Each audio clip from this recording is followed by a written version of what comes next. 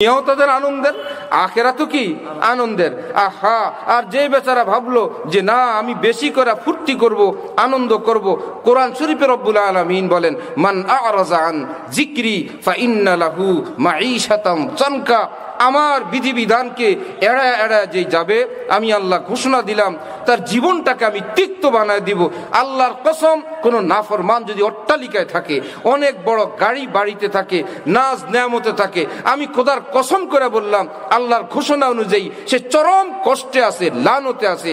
আর যদি একদম ভাঙ্গা ঘরওয়ালা, ছেঁড়া কাপড়ওয়ালা, পেটে পাথর বাঁধলেওয়ালা কিন্তু দিনদার, পাক্কা নামাজি, পাক্কা শরীর পর্দাওয়ালা নারী পুরুষ, সে যদি কুড়ের ঘরেও থাকে, ওই নাফরমান রাজা বাদশার চেয়ে বেশি সুখ আল্লাহ পাক এই দিনদারকে দান করে দেন।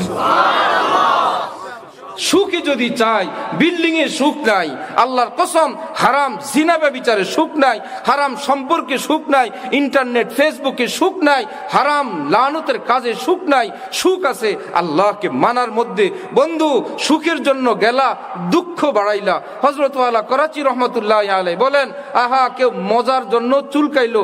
জ্ঞানী মানুষরা বেহুদার মতন এরকম চুলকায় না, জানে চুলকাইলে মজা তো লাগবে, খাল বাকুল উঠলে জ্বলবে দীর্ঘদিন, চামড়া কালো হবে, অনেক বেশি ক্ষত হবে। জ্ঞানীরা এইরকম চুলকায় বাচ্চাদের মতন চামড়া উঠায় না, বলে হালকা ঘষা মজা দিয়ে এই চুলকানির জরুরত পূরণ করে দাও। ঠিক এই দুনিয়ায় গুনার তৃষ্ণা, গুনার পাগলামি যুবকের মধ্যে আসেই, যুবতীর মধ্যে আসবেই। এটা মানুষের জন্মগত ব্যাপার যে নাকি কোনো গুনার পথে যাব, নাকি এই দিকে যাব, নাকি সেই দিকে যাব। রব্বুল আলামিন বলে কষ্টে মষ্টে যদি এই গুনাহ থেকে বাঁচতে পারো, হাকিমুল উম্মত থানবী বলেন 1 মিনিট গুনাহ থেকে বেঁচে থাকা। কয় মিনিট? 1 মিনিট গুনাহ থেকে বেঁচে থাকা। গুনার সুযোগ ছিল, চান্স ছিল, অফার ছিল। ইচ্ছা করলে আমি ভিন নারীকে দেখতে পারতাম, ইচ্ছা করলে আমি ভিন নারীর সঙ্গে কথা বলতে পারতাম, নারী ভিন পুরুষকে দেখার কথা বলার সুযোগ ছিল, একজনকে ঠক দেওয়ার সুযোগ ছিল, একটা গীবত করার চান্স ছিল, একটু গান শোনার সুযোগ ছিল। আমি শুনি নাই, আমি দেখি নাই, কথা বলি নাই আল্লাহর জন্য। হযরত থানবী, যিনি প্রায় 2000 কিতাবের লেখক, হযরত হাফিজি হুজুর, পীরজি হুজুর, সদর সাহেব হুজুর, মুফতি শফি সাহেব, কারি তৈয়ব সাহেব, এইরকম বিশ্বের সেরা সেরা আলেমদের যিনি পীর ও মুর্শেদ, তিনি বলেন 1 মিনিট গুনাহ থেকে বেঁচে থাকার দাম লক্ষ কোটি তাহাজ্জুদের চাইতে অনেক বড়, অনেক বড়।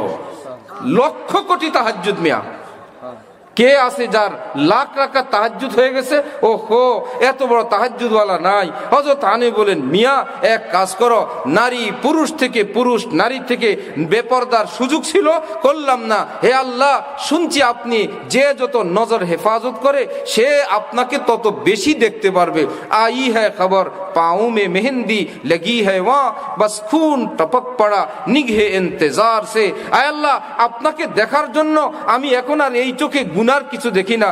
শুনছি যে যত গুনাহ থেকে বাঁচবে আপনাকে সে তত বেশি দেখতে পারবে। আয় আল্লাহ, আমি আপনাকে দেখার জন্য এই পৃথিবীর থেকে অন্ধ হয়ে গেলাম, আমি আপনাকে দেখব। আল্লাহর কসম, গুনাহগার মুসলমান জান্নাতে গেলে সেও আল্লাহকে দেখবে। আর কোন কামেল আল্লাহওয়ালা, বড় পীর জিলানী কিংবা খাজা মুঈনুদ্দিন চিশতি, তিনি যখন আল্লাহকে দেখবেন, ওই পাপিষ্ট মুসলমানের মতো না, এর চেয়ে বহুগুণ বেশি আল্লাহ দেখার তৌফিক দান করবেন। যার চোখের পাওয়ার শেষ হয়ে যায়, 5 পাওয়ারের কোনো চশমা আছে? 10 পাওয়ারের আছে না? চশমা শুরুই হয় 25 থেকে। বোঝা গেল এর আগে এটাকে ধর্তব্য না। কত মানুষ দুনিয়াতে অসুস্থ হয়ে আছে, অসুস্থ কিন্তু শয্যাশায়ী না। তো সুস্থতার মধ্যেও হাজার অসুস্থ আছে, কিন্তু যার পূর্ণ দেহ সুস্থ সে বলে আহা, সব সময় এক রাজার মতো লাগে, পূর্ণ সুস্থ, কোনো রোগ নাই, বালাই নাই, কেমন কেমন লাগে। অন্যরাও দুনিয়াতে চলে ফিরে খায়, সেও চলে ফিরে খায়, দুইয়ের মধ্যে অনেক বেশ কম। একজন গুনাহ করে জীবনটা একদম তছনছ করে ফেলছে, আরেকজন গুনাহ থেকে বেঁচে বেঁচে থাকে। আহা, এই দুইজনের জীবন একরকম না। উফ কিতনা তারিখ হ্যায় গুনহগার কা আলম। গুনাহগার যে লিপ্ত থাকে দিন আল্লাহ লানতওয়ালা, রাত লানতওয়ালা, ঘর ঝগড়া বিবাদে আযাব গজবে ভরপুর হয়ে আছে, স্ত্রী সন্তান সব বেপথে চলে আসে। সেই লোক জানে যে আমি দুনিয়ার একটা জাহান্নামের মধ্যে দিন কাটাই। আর যেই বেচারা জানে আল্লাহ আমাকেও দিনের উপর চলার তৌফিক দেন, স্ত্রী সন্তানরাও দিনদার দিনদার নামাজওয়ালা, সে বলবে ভাইয়েরা আল্লাহ পাক আমাকে দুনিয়া নামক একটা জান্নাতে রাখছেন। সুবহানাল্লাহ। আল্লাহ পাক আমাদেরকে আল্লাহ দিন বুঝার তৌফিক দান করেন।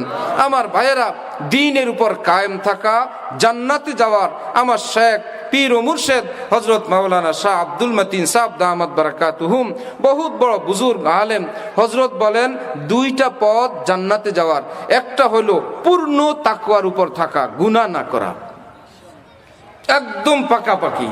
কিন্তু যেই মানুষ আজকে যার কানে এই কথা শুনলো, যে শুনলো বা জানলেন, তিনি যদি বলেন আমি তো আপনার এই কথা শোনার আগেই জীবনে কোনো দাগ ধাব্বা ফেলে দিছি, আমার জান্নাতের রাস্তা কি? রব্বুল আলামিন কোরআনে পাকে বলেন, শুনো, জান্নাতে যাওয়ার দুইটা গেট, একদম পুত পবিত্র যারা, তারা এই গেইটে জান্নাতে প্রবেশ করবে।